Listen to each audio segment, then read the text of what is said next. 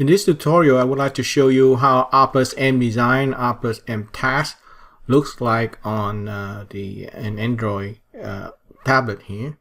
So assuming you already installed the software, so you start on R+m.DESIGN.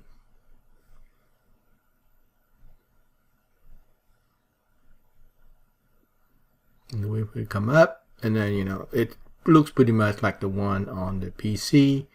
So I go to Dream. So let's say I'll scroll down to find my avoider, for example. Oh, here you go. Just past it. Here is the avoider. Choose that. The interface obviously looks different from the PC level. So that's where I start. And then I'm going to play. So you can, so it's automatically in playing mode, so you can stop. And no, I don't want that. You can rotate things to see.